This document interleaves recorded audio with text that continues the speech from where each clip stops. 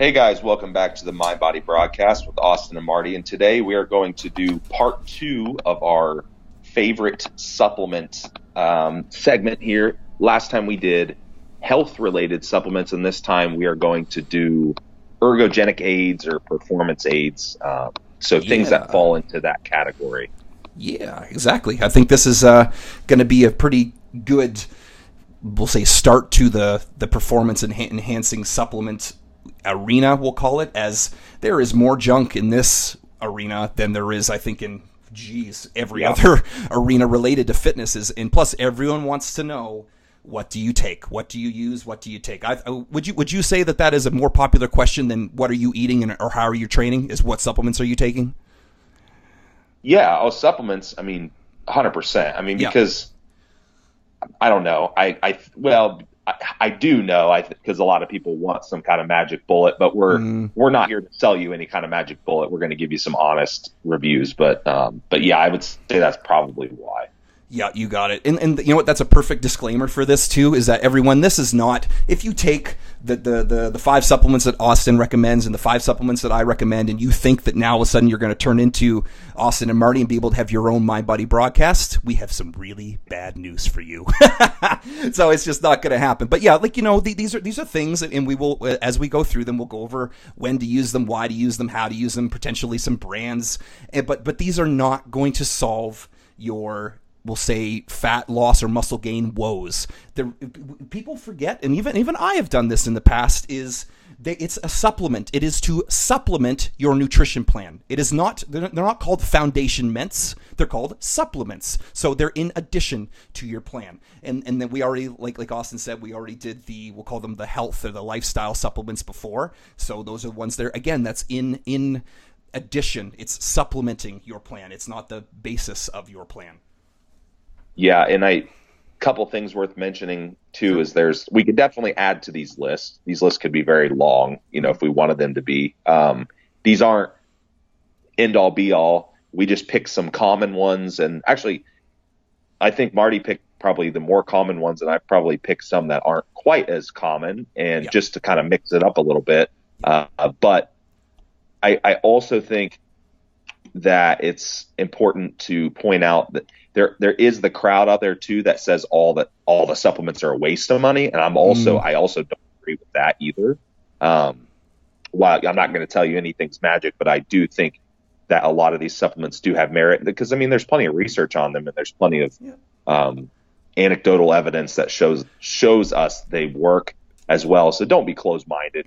These things, or we wouldn't sit here and tell you about them, because we're not making there's no monetary gain for us here. Exactly. Every single one of these supplements, Austin and I kind of went over beforehand, there is no financial gain on any of the companies that we're going to be recommending. And if there are, we will always tell you to. But for these ones, no, there are none here. But yeah, what is the most popular answer that I have ever given for a question related to, we'll say, training, nutrition, supplements, fitness? It depends. And that's, so to have this black and white thinking, as in you need to take every supplement under the sun or your health is missing out. And then also none of these supplements are useful. You can get it all through diet or whatever. I think both are just not logical statements due to not only genetic factors, dietary factors, where you are factors in terms of, I had a really quick note, a guy that was working month on, month off here in Canada, be a month, and then over in Egypt for a month. And the nutrition there was so poor that we used significantly more health supplements while he was there, because he was getting, I think it was, he referred to as greasy rice, and basically it was I think goat or some other kind of meat. It's just, there was nothing there that he could stomach, and he would, funny enough, he would always lose 10 pounds there because his food would be so terrible he wouldn't want to eat it. So everything is circumstantial, everything is going to be, it depends. And so no, that black and white, all supplements are bad, or versus all supplements are what you should be taking, is just not it. So yeah, Austin, if you want to get it going on your first one there, we'll be making some magic happen. Okay, guys. First one on my list is Alpha GPC. This is, I guess you could consider it a nootropic supplement. It probably is most commonly lumped into that category. Mm-hmm. It is going to be a type of choline supplement. which is a common nootropic, because choline does help with cognitive function. Now, alpha GPC is what you may call, it's kind of above and beyond a lot of the other choline supplements. It has alpha right in the name, so there you go. It is going to be dosed around the 300 to 600 milligram range, give or take. Some people will go up to 1,200 in a day. The literature shows right about that 600 milligram range, I believe, is where they saw increase in power output. So I'm putting that on the list of ergogenic supplements, because not only does it have the cognitive benefit, but it actually was also shown in one of the studies to increase power output, which is obviously that's awesome benefit to us. You could compare it to something like caffeine, which caffeine is obviously a central nervous system stimulant, but it also can increase power output. If I remember correctly, it was shown to increase power output more than caffeine, which is pretty incredible, because it is not, right. It is not a central nervous system stimulant. So, but the thing about the stimulants too, stimulants also give you kind of a false sense of power, I believe. A lot of the time they will give you a power output boost, but I think more than anything, they give you a confidence boost. Yes. If that makes sense. Yes. Just because of the nature of how they work and the dopamine being released and the adrenaline. So it may give you more of a false sense. But alpha GPC, this is not a central nervous system stimulant, though it will give you some cognitive benefit. So again, you could use this pre-workout. You could use it in a sense if you needed to get a lot of work done. Actually, give you a great example. I use it myself. I use My Nutrition brand, which is here you go. This is actually one of their sponsors on our other podcast. So there you go. Sure. They have a liquid form. It comes in a dropper. Okay. So yeah, it's got the little measurement on there, 0.5 ml, 1 ml, so you can measure it out real easily. But I typically use it on 2 occasions, pre-workout, and then I also use it on non-training days, which are typically the days I don't really consume much caffeine at all. Mm-hmm. So I'll use it as just a cognitive boost on those days, typically morning, and then I'll take like a early afternoon dose as well. So that's typically how I utilize it. So when you say the 300 to 600 milligram range, would that be at each dose, Austin? So in that off day, would that be 300 to 600 in the morning and then another 300 to 600 in the afternoon, or? Yeah. So it's okay.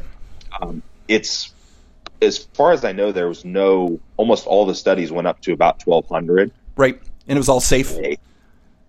Right. Yeah, per day. So now they have some of the studies too. There was some on humans, but they do studies on rats, obviously, and then essentially a lot of the time they'll give you what they consider the conversion between humans and rats, like how it's going to convert to human body weight. And some of the rat studies were converting to like 3,000 to 5,000 milligrams a day, and it was completely safe. Yeah. So it gives you an idea. Oh, cool. That's perfect. And you can just zip me the link to that, Austin, and I'll be able to put that up in the notes here so everyone kind of see where you're kind of at for that one too. What's about an average cost on that one for like, we'll say month or?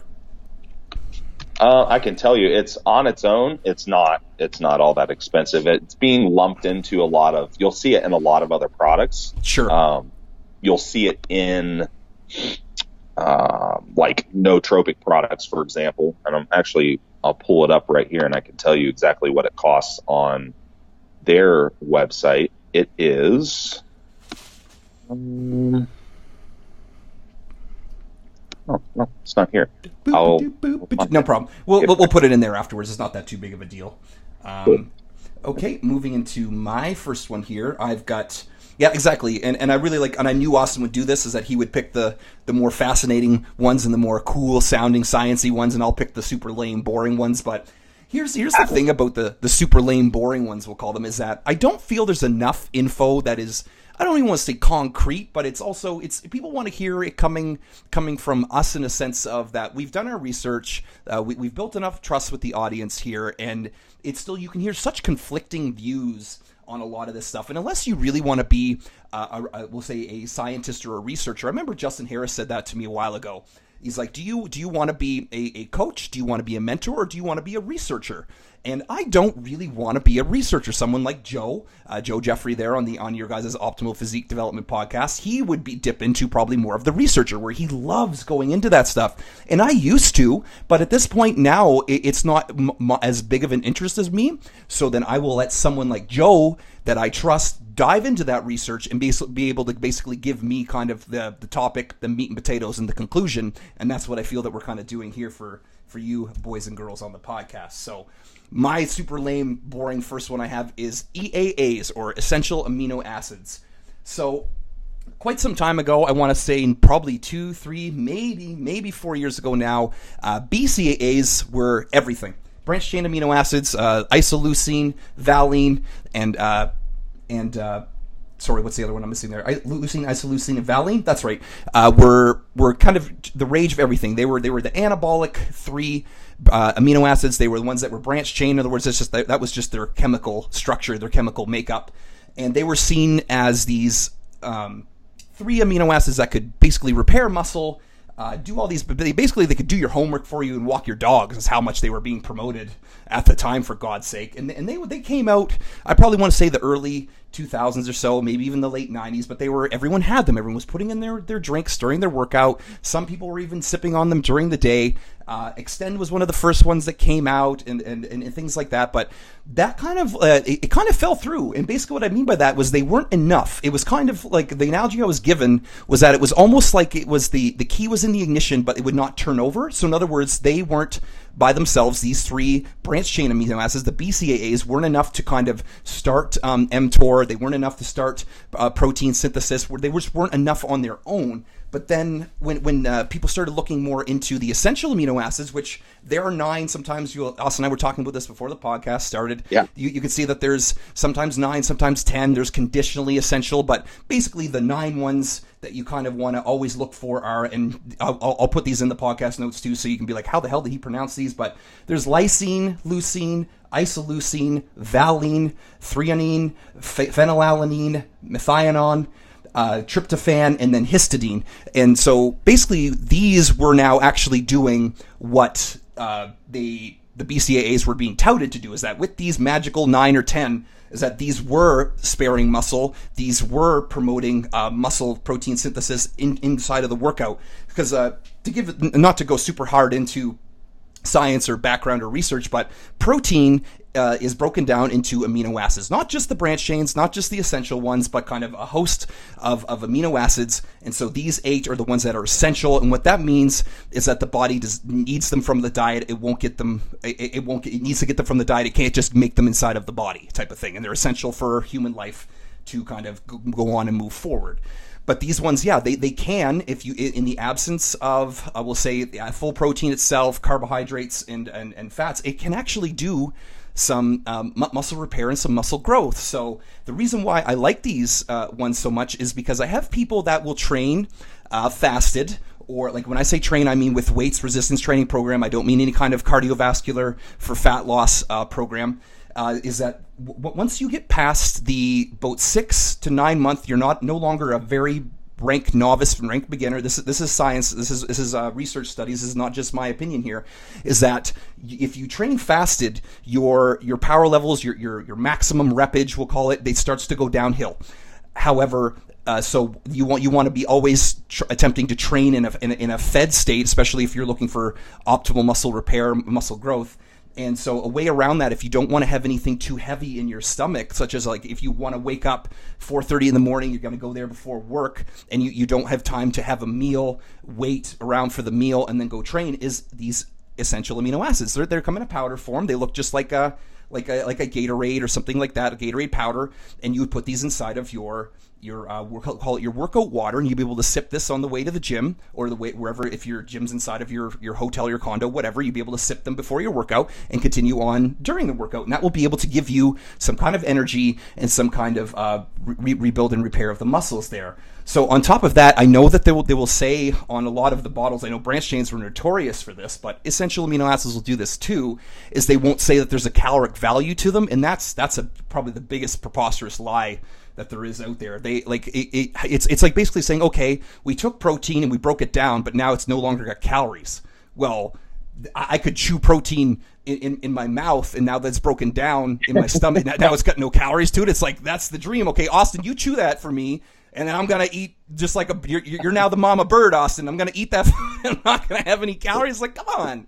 But we all believed it. I believed it too. Like, and then I thought, it was like, wait a minute. So do know that you can't just go out and grab these essential amino acids that Marty was talking about and say, okay, here's a calorie-free way. No. And the loophole, because it's not a protein, on the back of the nutrition labels, you'll see 0 calories. I don't know how they do it. They shouldn't be allowed to do that. I'm not going to talk about it anymore. That's it. But there is a way to also have some kind of energy going into you that is easier on the stomach and everything else like that. And when I talk about my second one here, I will talk even more about what you can do with the essential amino acids that can kind of promote that, like I said, muscle protein synthesis, the recovery and the repair, and some good brands for that. I'll link in that too. There are some that just either don't have the right amount of the essential amino acids in there, or they might skimp out on some of the products and they won't have as high quality ones. So I'll be linking those in the podcast notes as well. Sweet. Yep, I'm glad you pointed out the calorie portion there. Mm-hmm. So good. Yeah, it's like, and I've also had people, I've seen this discussion online. Well, if you're worried about some calories and branched chain amino acids, you have bigger problems. Like, dude, if you have 100-pound bikini girl drinking BCAAs out of her gallon jug all day, it's going to affect her. I don't care what you say. I don't get that, because not only that, but then you want around that 10, 20, 30 grams of branched chains anyways.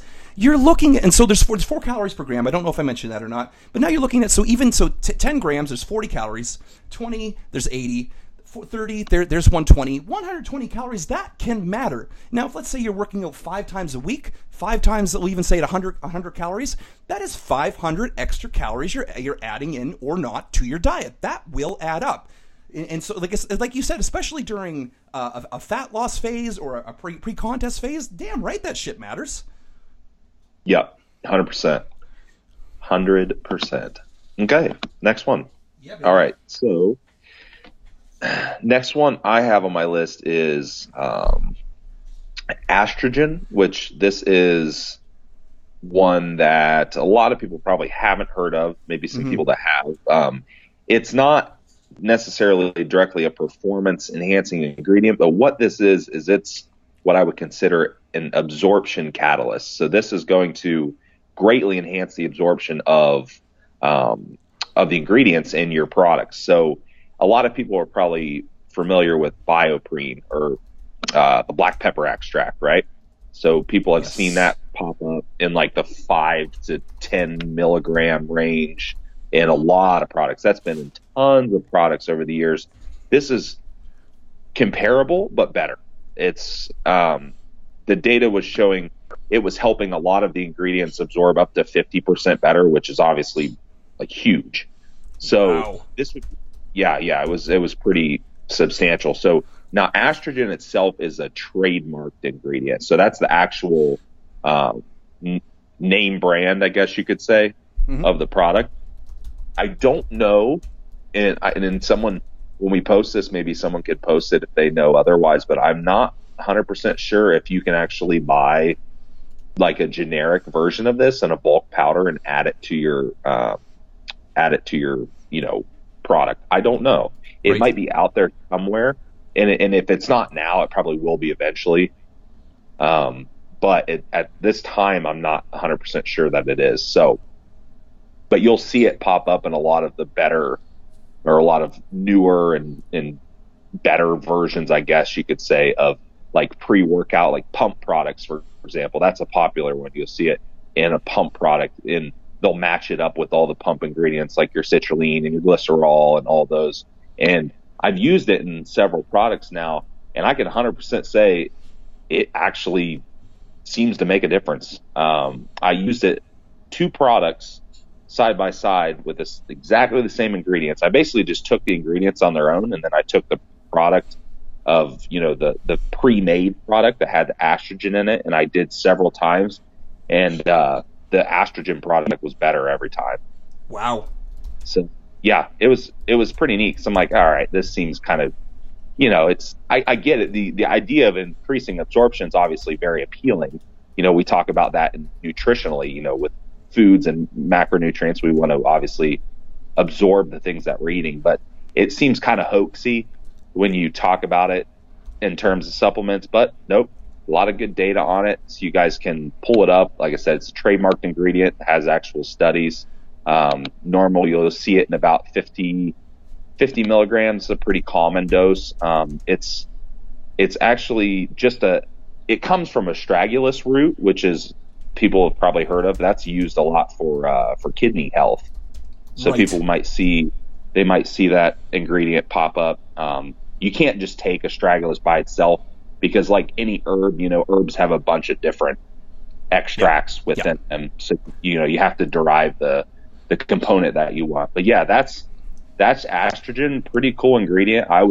It's like I said, it is in some pretty good, innovative type products. I would look for it to start popping up in more and more of those types of products as time goes on, I would say. So if you were going to use it, Austin, when would you use so you said it was around 50 milligrams. Is that up to, we'll say 100, or what was kind of the dosing you were seeing on that? I think 5,200? The two products I'm thinking of, I think they both had 50. Okay, cool. And then what would be ideal products with that? Like, I know you mentioned pre-workout pump products. Like, is that the best? Like, how about post-workout shake or intra-workout shake? Like, what's... Okay, so they said, when I originally researched it, it said it increases the absorption of several different things: amino acids, vitamins, glucose, and also essentially like supplement type ingredients. So like your citrulline and your glycerols. Sure. It increases basically it's going to increase absorption of anything that you're ingesting, more or less. Right. And no reported stomach issues with this, like no gastrointestinal issue. Wow, that's awesome. Yep. I've never had any either. But again, I mean, I'm sure there's probably a threshold on dose. Like, you couldn't just take 500 milligrams, and might have a problem. But I don't know. I couldn't answer that 100%. No, that's no problem. And that's why we love you, because we're not Dr. Austin Stout. We know it's just average Joe Austin. Just kidding, man. You know what I mean. But yeah, like, it is, like, to be able to say something so definitively, that's not our ball game, and it never will be here, right? So that's awesome. Yep. No, I think that's going to keep showing up more and more. I remember when, Dante Trudel first put that up, and he was being mind blown by it. I was like, if he's going to start talking about it, then it's going to have some kind of substance to it for sure. Yeah. Okay. So here you go, real quick. I sure. Just pulled it up. I pulled it up on the trademark site. Increased amino acid absorption by 62%, vitamin absorption by 50%, increased glucose absorption by 57%, which subsequently increased insulin sensitivity by about 38%, increased ATP production, and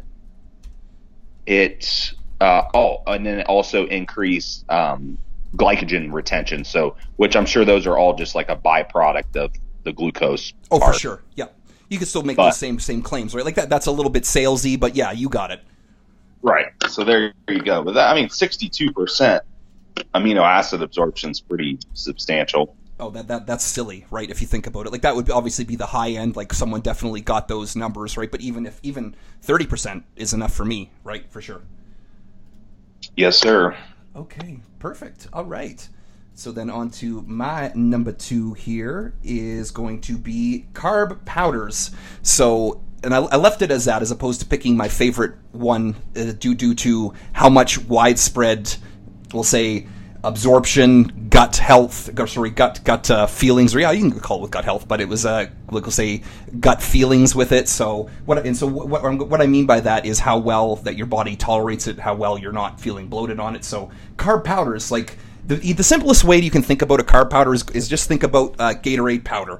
That is straight up dextrose powder. It is a carbohydrate. It's got nothing. There's no fat to it. There's no protein to it. It's just a carbohydrate powder. So, and then you started getting the fancier ones. I want to say it's at least 10 years ago now. These came like Waxy Maize was the next one, which was your first. It was called a high molecular weight. And a high molecular density carbohydrate, which basically it was or a low osmolality. So in other words, it was not going in and excite. Yeah, you remember that, right?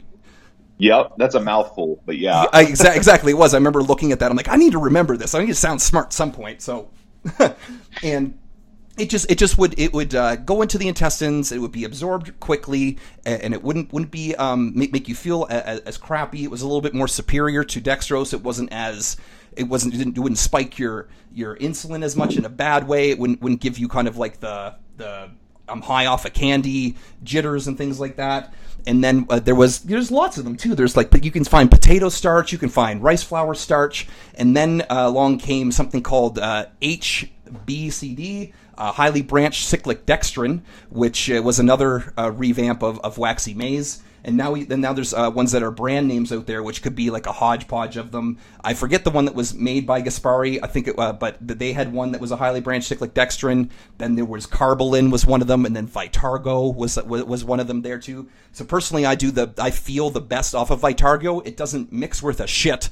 I've always had to blend my Vitargo, but Carbolin and me don't get along that well. I think Austin said that beforehand that you do well with the Carbolin. I've got quite a few clients that they do well with Carbolin. So why is this on my 5 is for the exact reason why I mentioned the amino acids, is that it's a way to get some food into you, some higher quality, we'll say carbohydrate, for training purposes, especially for my fasted clients. I will have them mix a form of EAAs that I enjoy, a higher quality EAA product with a higher quality carb powder, and there is their figurative meal. So they would usually, and this is not a cut and dry, but I'll usually have them start sipping it. It could either be right upon waking, depends upon how much time they have before they go start the resistance training program, all the way to kind of 15 minutes before, start sipping this, all the way up to, I want it usually gone by the time of their workout session. I usually try to say I want it gone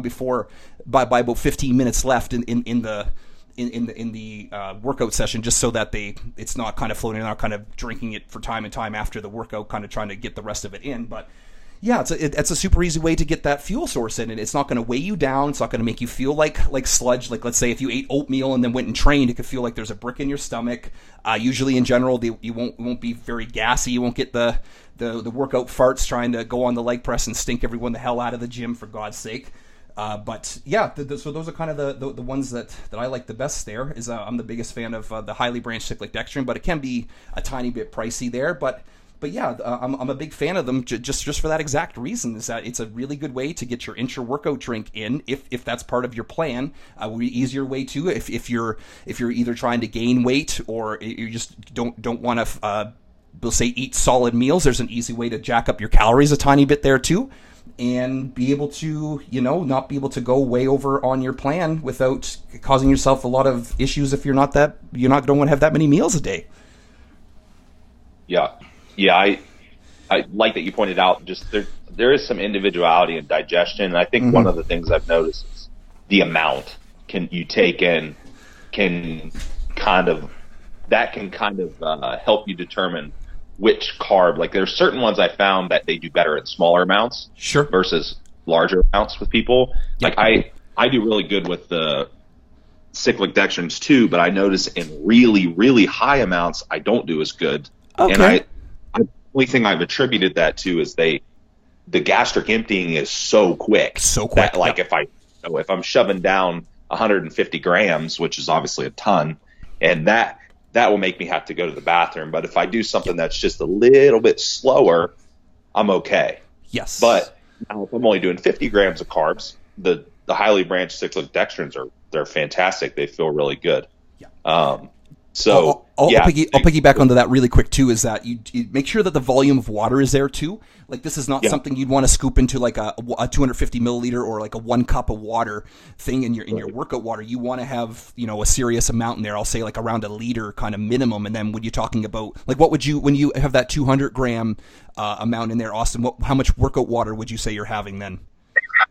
Okay, so I'm doing 150 right now, and I use one of those wide mouth bottles, like the really big, like that have the big screw top on them, and I think they're, I don't know, I think it's at least like 48 ounces, so which is 64 ounces is a half a gallon. So I was gonna say it's right around that 2 liter mark for us here in Canada. Yep. So it's a pretty substantial amount of water. And you can get that, like, and same thing too is that I will mention that if, let's say, for whatever reason you're not a big drinker and you've come to the end of your workout and you have like a liter left and you slug it, that can also give you some of those issues as well. You might find yourself going to the toilet having a number 2 pretty quickly. So it's one of those things. Keep it even, keep it steady. It's like I'll put in my clients things like after each set have a swig type of thing. Like that's just a kind of way to do it. Like having it very quickly or very abruptly is just not going to be the best for any situation. Oh yes, I said that. I went there. All right. I know, right? Yeah. So on that note, we're done. The Mind Body broadcast is over forever. Yeah. All right. I know, man. We will on that note move to our next. Yes, sir. Yeah. Okay. All right. Next one is on my list, anyhow, is glycerol. Okay, so glycerol, most people probably know it in the form of either monostearate or Hydromax glycerol. Hydromax is the newer, more absorbable form that you'll see in a lot of the supplements. Although the monostearate's still used a decent amount, you'll still see that out there. The form isn't really that important as long as you that's going to determine the amount. If you take the monostearate, then you're going to need more. If you take the Hydromax, you're going to need less. I mean, that's essentially what it boils down to.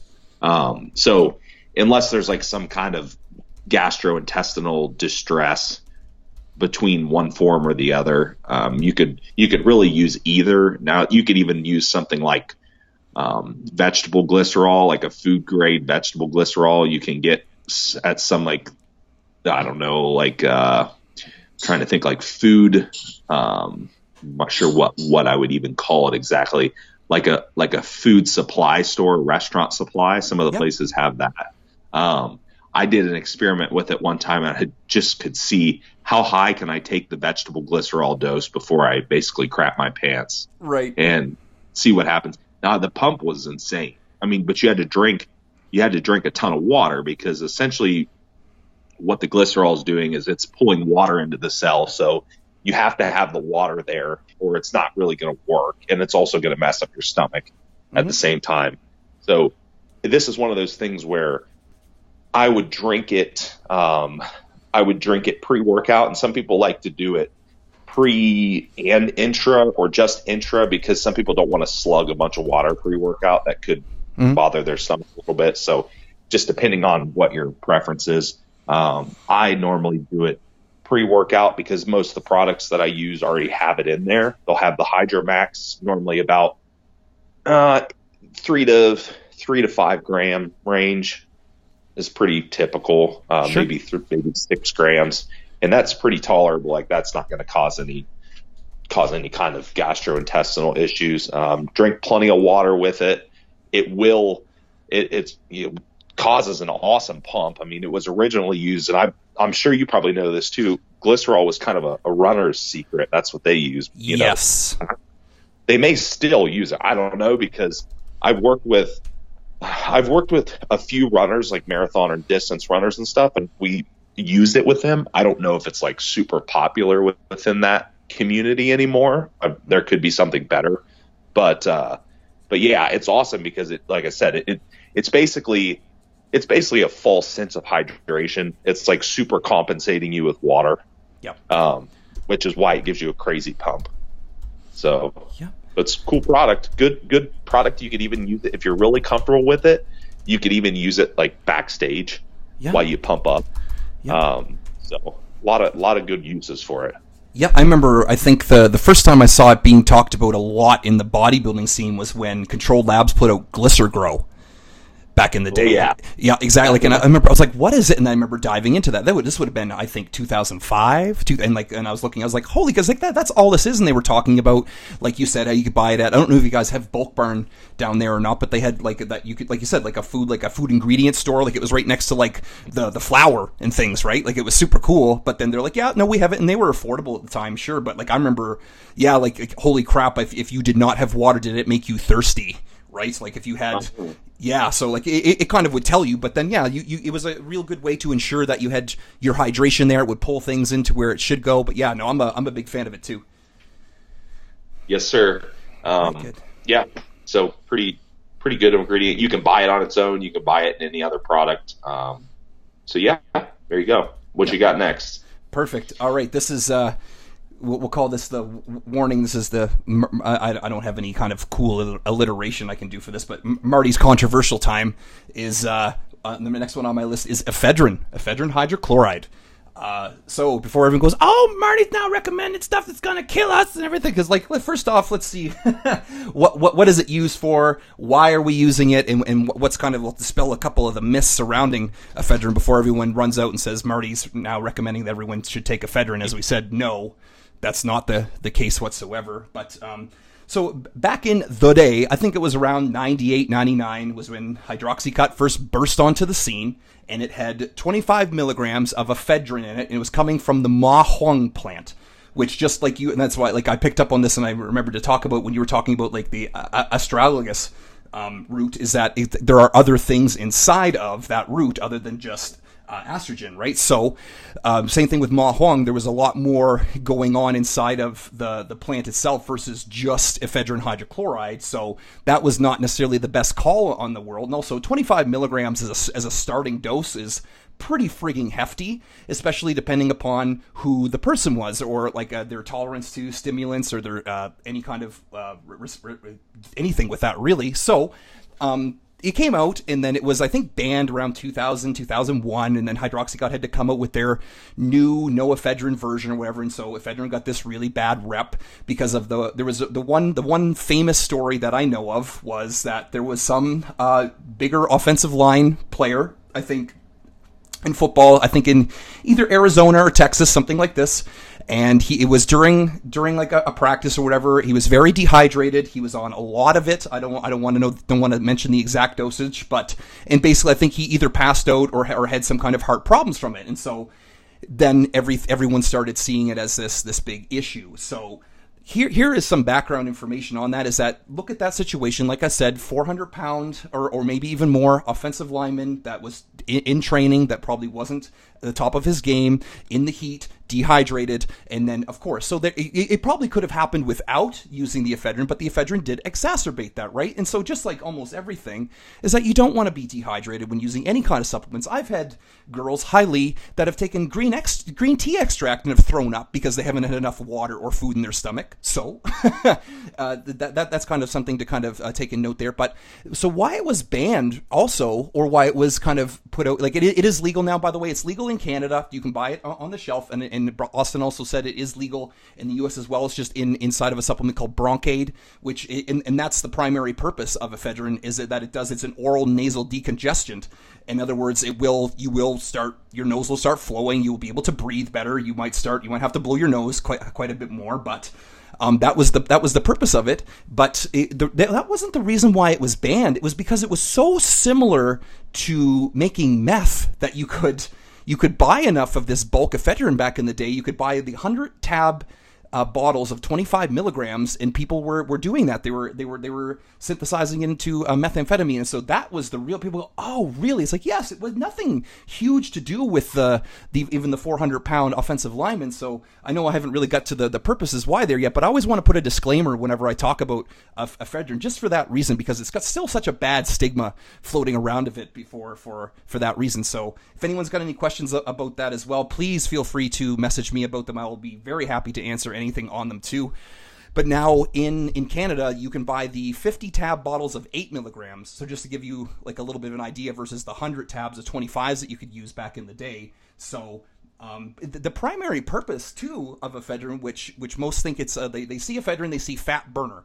Well, the amount of things that are actually a fat burner are next to zero. Like nothing actually goes in and will burn fat. If anything, they will elevate your metabolism in some way, shape, or form. Which either they could some supplements can boost thyroid slightly, or some can boost just your thermic level in terms of how warm the body is running. But that's not the primary focus of ephedrine. I think ephedrine will do it something. I think the studies came back at like at max dosing, which is like a max safe dosing. Something around 3 to 5% is what your body will be elevated when you use the maximum amount of ephedrine. So that's nothing. That's not that you can like ignore that, because 3 to 5%, especially if you're in a deficit, that can add up to some things. But the number one reason why I would ever recommend or ever have asked someone to look into ephedrine is its anorectic properties, and that means appetite suppressing.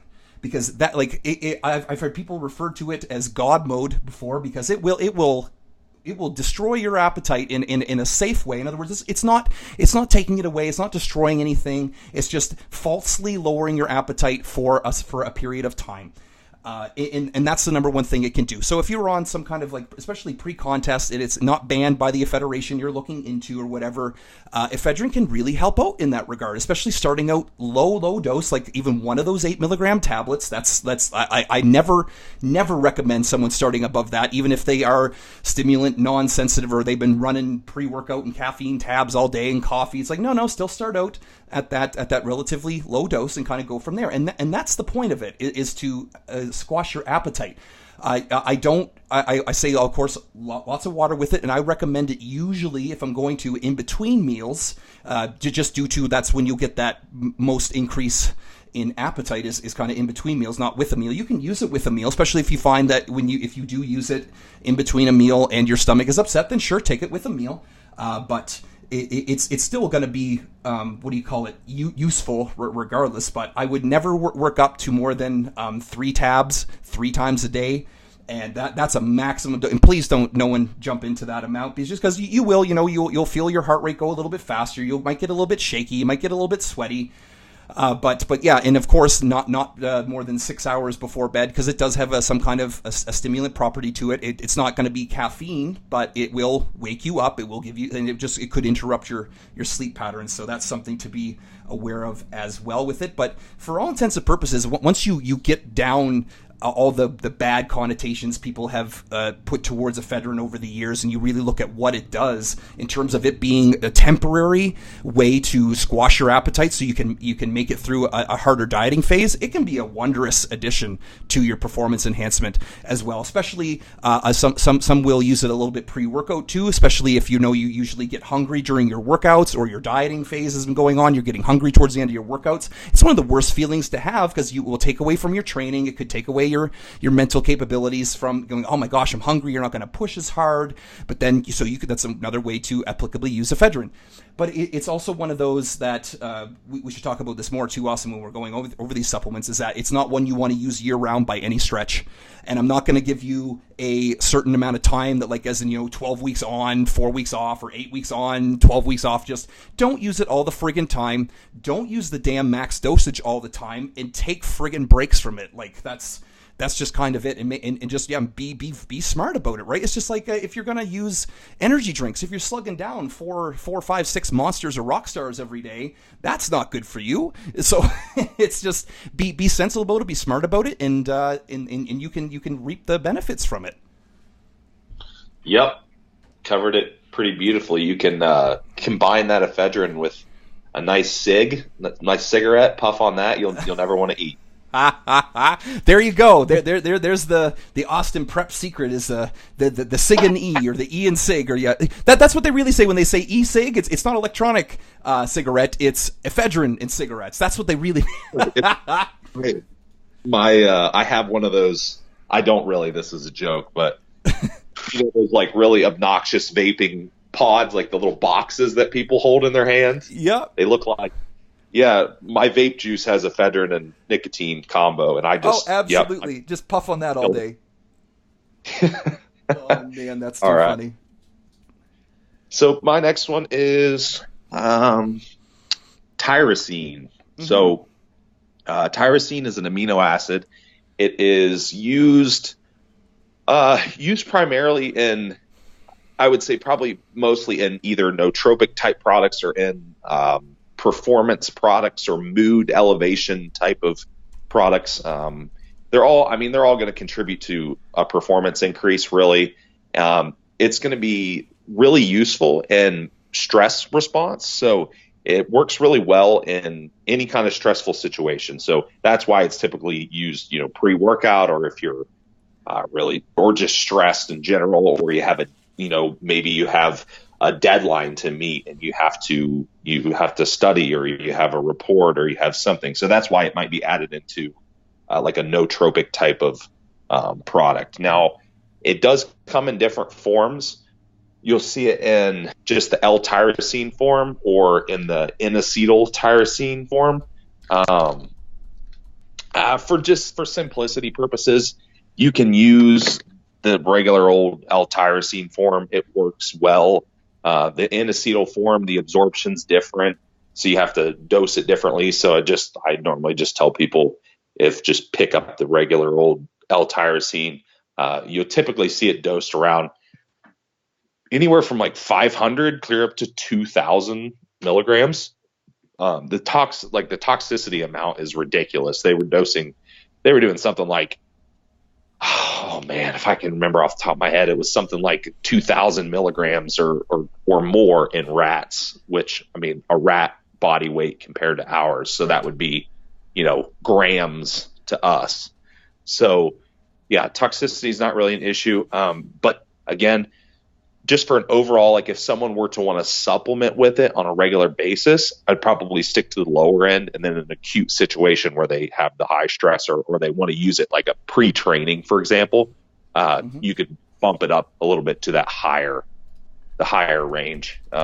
It works. That's another really good one too, if you want to still get some of those cognitive benefits and some of the performance benefits without stimulants. So that would be something you might add to a non-stimulant stack. Now, the common question or common thing you see it touted for doing is increasing dopamine levels, which is part of the, obviously enhancing your mood. Now, I was always under the impression that it did do that pretty well, but after further research, I realized that it actually didn't do that all that well, which was surprising to me because I was kind of under the impression that it did. Now, it does seem to do it to some extent, but it seems like it wasn't as much as I originally thought. So you could combine it with something else that did. Like, I don't know. I don't know if many products up there, anyone use L-Dopa? No, not many. No. Okay. Yeah. So it works. Now, if you combine tyrosine with L-Dopa, it works fantastically well. I don't know if that's a word, fantastically, but it works. Use it anyway, man. Well. I love it. Keep using it. Yep. Yep. So yeah, that works quite well in terms of dopamine, especially it's a good way to, and this isn't like a disclaimer here. I'm not telling anyone to stop their medications, but people that tend to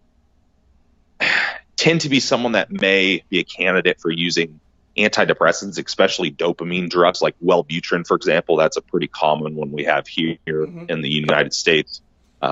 These can be possible alternatives for something like that, for mood elevation and for performance and productivity and things like that. I know I was prescribed that medication and I was able to kind of bridge that gap with some natural supplements. So that's another consideration when you may use it. But yeah, that's tyrosine, dirt cheap. You can get it. I mean, there's a million brands that sell it. You can just go on Amazon and get it. It's probably not even $10 a bottle. Yep, that's right. I will add to that when excessive stimulant use or even stimulant abuse, if L-tyrosine is used at nighttime pre-bed around that 1,000 to 2,000 milligram amount, that can really help with speed up the adrenal sensitivity again. And funny enough, I've lurked around the ADHD forums and talked to some of the clients and some of the other colleagues I have in there, and if they use that amount of L-tyrosine at nighttime pre-bed after using their ADHD medications, they don't feel as bagged. They still feel the same kick from it. They don't get the tolerance levels go way down. So I thought that was really interesting, and I've used that too myself from like a longer using either pre-workouts or using caffeine during like a prep phase or whatever, that if I use tyrosine at nighttime away from stimulants, that I get that refresh quite a bit quicker, and I really think that's a viable option for it as well. Yes, sir. Good addition. Thank you. Yeah, of course, man. And so that's a good segue into my next one, which is a just flat out pre-workouts / caffeine.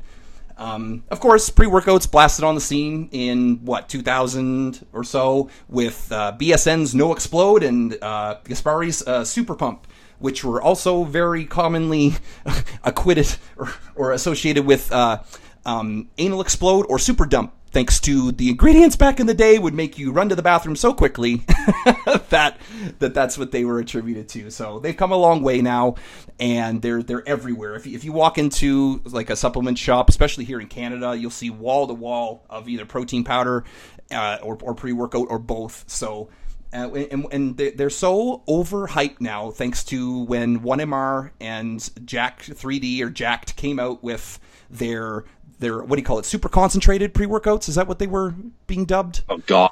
Like 2 to 3 gram scoop. Oh yeah, exactly. The 2 to 3 gram scoop. And that was back when, 1,3-dimethylalamine was out, when all these other kind of fancy things, and they were putting in, they took out creatine from them. They took out the carbohydrate, because some of them had carbohydrates in them back in the day, and they still do now, but that's kind of gone the way of the buffalo here. But so why is it on my list of things that I enjoy? Because they can have some validity if you are in a prep phase. Same thing with caffeine. Like I've been jokingly saying that pre-workouts are glorified caffeine for a long time now, but there is, depending upon the brand, depending upon the quantities, there are some other validity to them, right? Like especially if they have some tyrosine in there, or if they have like potentially now even some, like you said, they have some estrogen in there, it could have some other validity to them. But the reason why I paired them with caffeine is because some of these ones will have 200, 300, 400 milligrams of caffeine per scoop, which is just astronomical.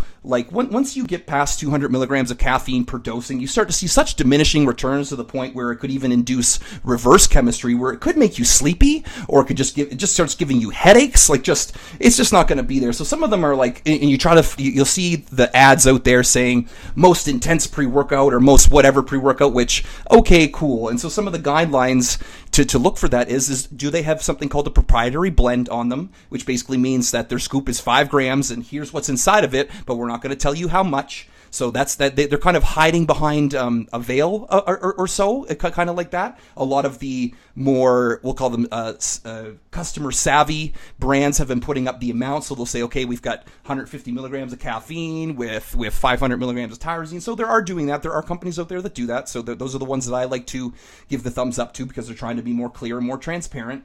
But then obviously too, they could be lying on the back of the supplements too. So choosing a brand that's not that has a good reputation, that hasn't been looked upon poorly, is kind of the way to do it there. But then also not becoming so friggin' dependent upon them. Like everyone's probably seen the memes by now that will say, had 3 scoops and now I'm this, and shows like the guy in the bathtub on a bicycle with a fake gun and an umbrella. It's like, yeah, you know what I mean? Like they can jazz you up a lot. But even as Austin was talking about with Alpha GPC, is that like with when he was trying to parallel it to how caffeine can make you feel, is that you don't want to, not only will you become too dependent upon it, but like it just can start to have some negative effects on strength. Now, because it's like, when I say that, is that when you take caffeine and you get jolted up and you go lift, that's not necessarily going to have anything to do with your actual muscle power or your muscle ability, but it's going to have a lot to do with your alertness levels. And I remember Justin Harris said this in his DVD way back, Project Super Heavyweight. He's like, he referenced the study saying caffeine doesn't actually improve your strength at all, because, and he's like, I didn't believe this. He goes, but I've been ass bag tired sometimes, and I came in and had my absolute best workouts because it just, because that was what he wanted to do or what he wanted to lift. Whereas if you are taking caffeine and you're finding your workouts are better, it's either from like it's the wake up component. It's not actually to do with the ATP production or the muscle actually giving a better output. It's just because now you are more alert. So becoming dependent upon any of these things is when to take a break. Like, it's called stimulant cycling, which I really like people doing too. Is that like if like of a sudden you're using half a scoop or a scoop of pre-workout and you're getting a lot out of it, that's cool. And then you're 4 weeks in and you're noticing it's not doing as much for you, and you want to use a scoop and a half or 2 scoops, and that's just getting you back to normal. That's your warning signs. Is take a break. Sure, you might have that 1 week where you're not putting out, you might feel a little bit more tired, or you're not as in the zone for the pre-workout, whatever you want to call it, for your workout. That's cool, but then once you go back to using that half a scoop or that scoop after that week or 2 weeks off, you're going to get much more out of them. But yeah, so I do enjoy them. It's one of those if you need it basis. I don't think it's something to use year round, but they do have some validity. There you go. Straight from Marty's mouth. Oh, there it is. All right. Now, last one on my list is, where did my list go? I lost my list. Okay. Last one on my list for today is agmatine sulfate. Okay, so this would be another pre-workout ingredient. This is one, it's not super new. I mean, it's been around a little while, but it's kind of a successor to arginine, I guess you could say. It is definitely a better version in terms of actually increasing nitric oxide. Agmatine usually dosed in about the 500 to 1500 milligram range. Works really well, actually surprisingly well for pumps. I remember the very first time I used it, I was in a contest prep and I was super depleted, and I thought, oh, this is a great way to try it out. Of course, let's see if it actually, like, what it can do in this really depleted state. And this was probably like 2011 or 12.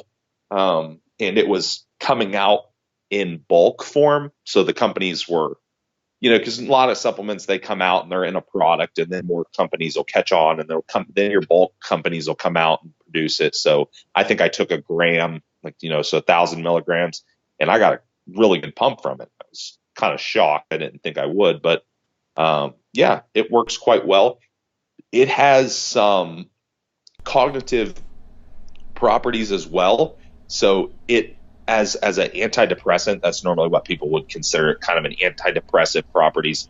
It does, me personally, I can't say that I noticed any kind of mood from it, but I've not taken it in an isolated situation. Normally, if I take it with like caffeine or something, that's kind of, I'm going to feel the caffeine. So, it's probably not really a good way to judge that, but taken and isolated by itself, it could potentially have some of those properties. Now, it does have, there was one interesting thing I wanted to point out on this, because I've seen this happen a few times. Some people having some weird interactions with yohimbine, because one is an alpha agonist and one is an alpha antagonist. And so in theory, they're basically, canceling each other out, and I can't remember where I first heard about this. Well, I had a client and they had a really weird interaction. I'm trying to figure out, all right, why, what is going on here? So they haven't taken anything out of the ordinary, and they had this, they just felt kind of like sick and not well from it. And I started to figure out, okay, that could be a potential issue. And then Scott Stevenson was talking about, he did a segment on metabolism, like how we metabolize certain supplements. And he mentioned there was people having like some just terrible reactions to it. So that kind of popped into my head. So if you guys are if you're taking fat loss supplements and stuff with your pre-workout, for example, just be leery of that. I know up in Canada, yohimbine's not it's not an over-the-counter thing it is here. That's right. So for the U.S., people here in the U.S., you can just remember that when you're taking it. But yeah, agmatine, is that something you guys have up there in many products? Yeah, it was started becoming more known about 2 to 3 years ago when I started seeing, like you said, like we talked about before the show, arginine being kicked out in lieu of it, for sure. Yeah. So another thing probably worth pointing out is I do get asked, so should I take citrulline malate or citrulline, free-form citrulline with agmatine? And my answer is normally I wouldn't really worry about it. You could just get away with one or the other. Right. Yeah. They're going to be pretty similar effects. So I really wouldn't get too caught up in having to take both. So that's probably it in terms of agmatine. So curious then, how is the interaction between agmatine with glycerol? Awesome. You're going to get a huge pump. Yeah, I was figuring as much. Yep. I'm telling you, like, even a simple stack. So if people are really budgeting and they can't necessarily afford like a good pump product that has 5, 6, 7, 8 ingredients in it, pick up some cheap glycerol monostearate or vegetable glycerin and some just plain agmatine powder and put it in a shaker. Maybe if you want to add like a little bit of liquid drink mix or something to it to flavor it, and drink a bunch of water and some salt, and you're going to get a crazy pump. Yeah, that's the trick though, right? Yeah, like, and that's why I said be leery of the pre-workout stuff, because you don't like there's going to be 1 or 2 ingredients like you just mentioned there that are going to do all the pump stuff, especially, and the rest is just going to be a stimulant factor to it too, which if you don't need, then you don't need, right? Right. Yeah. So definitely know what you're taking. Yep, you got it. Awesome. All right, moving along to kind of my last one here of my Marty's ultra super lame supplement ideas that he likes is I have protein powders or pea protein. He's like, what? PEA, okay. not PEE, PEA. That's a whole other podcast, Austin. Pea protein, right? Here we go. So yeah. So protein powders in general, because they are we forget that they actually is a supplement, because I've always looked at it jokingly saying that it's powdered chicken breast in a sense. I know it isn't, but just because it's a protein powder with usually minimal fat or minimal carbohydrate to it. So that'll be kind of the first thing I'll say is that when you're looking at your protein powders to buy, is see if they are trying to sneak into the meal replacement arena, whereas I remember Whey Gourmet was one of them that had like, I think 18 grams of protein, 6 to 8 grams of carbs, and then 2 fat. I'm like, how is that a protein powder? Because it's not, that's a meal replacement, but I guess they didn't technically need to say that. Something like back in the day, Syntha 6, before they had their pure protein alternative, whatever, it was more of a meal replacement. It had, 10 to 15 grams of protein and then 8 carbs, whatever. So, as a good guideline, if something has 20 to 25 grams of protein, and then 2 or 3 carbs or less, and then 1 to 2 grams of fat or less, that would be what I would consider a protein powder, because it's predominantly protein, well over 90%, we'll say.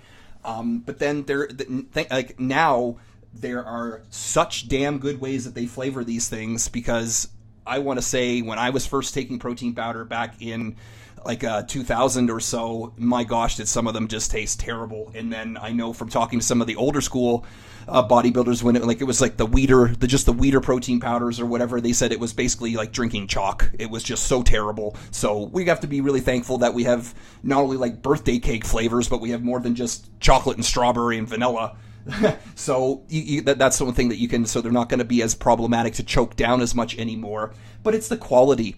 And that's one of the things that's becoming, that has became, and I would still say is prevalent now, harder to navigate, is which protein powder companies are what you're giving you. So thank gosh now people are doing randomized testing. They're going and taking tubs off the shelf and they're testing it for protein and for how much they're off or whatever.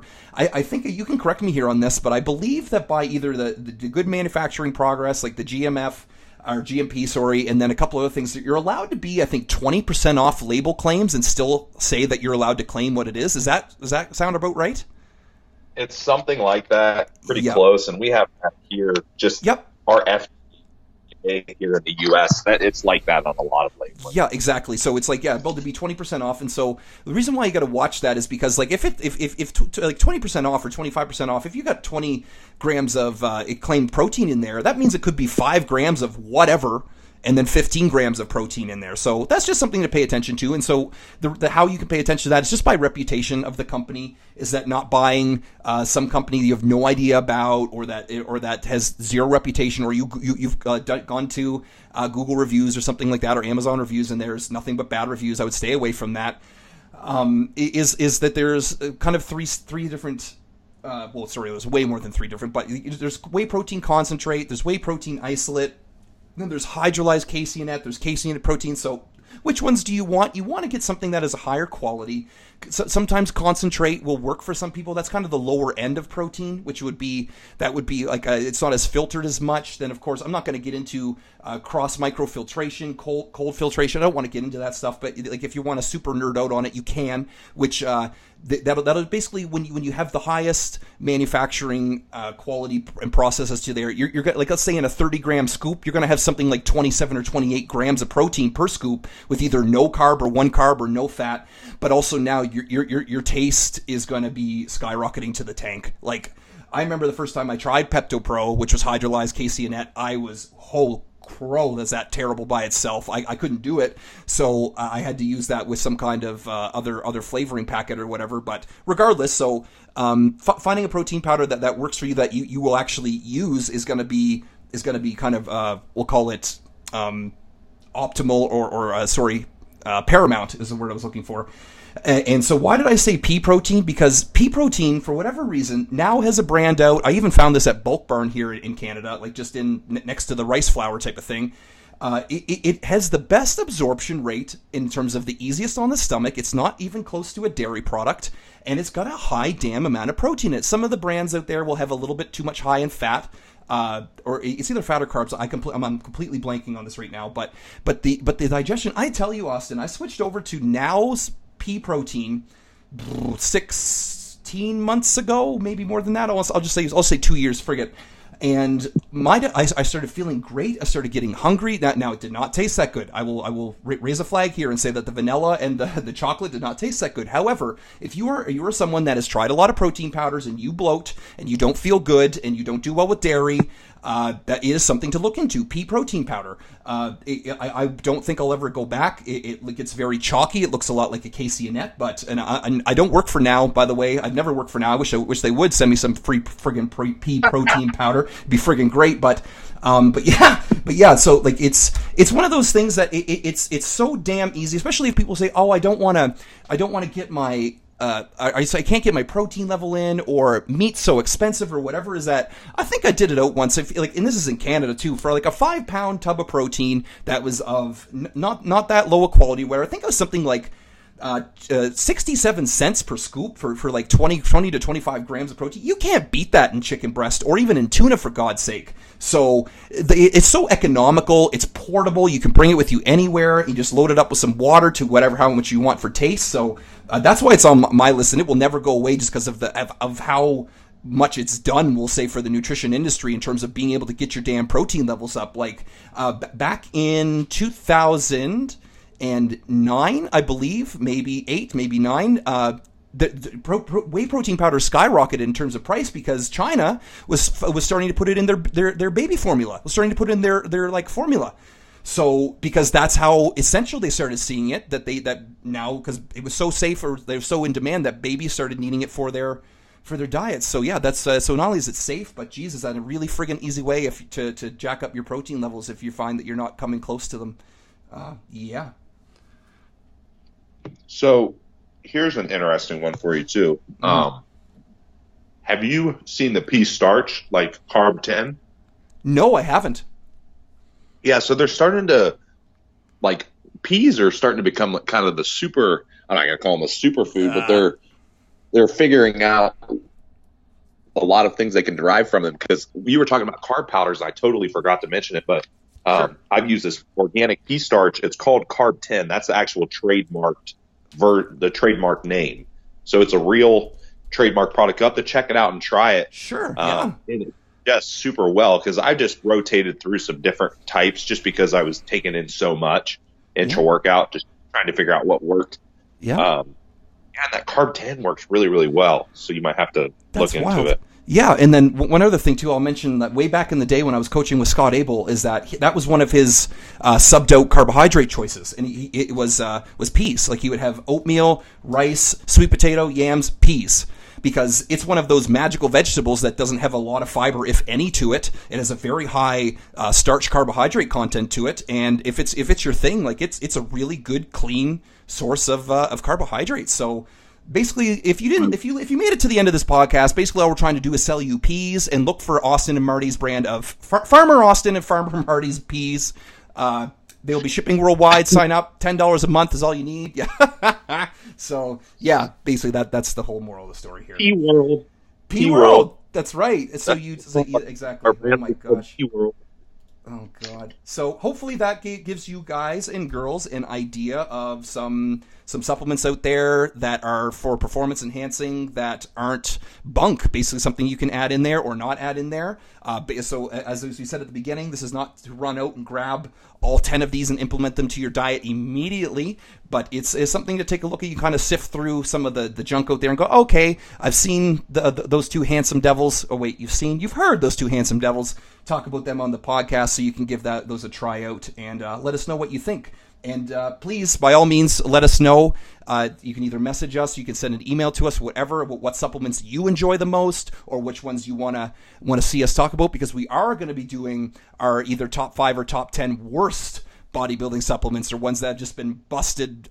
We're going to be doing this one in the future too, and so we're getting pretty pumped up about that. So let us know which ones you've been let down by as well. Yes, sir. That's it. I don't have anything else to add. Gorgeous. No, I think that's way good enough from me. So from Austin and Marty here at the Mind Body Broadcast, we'll catch you next time.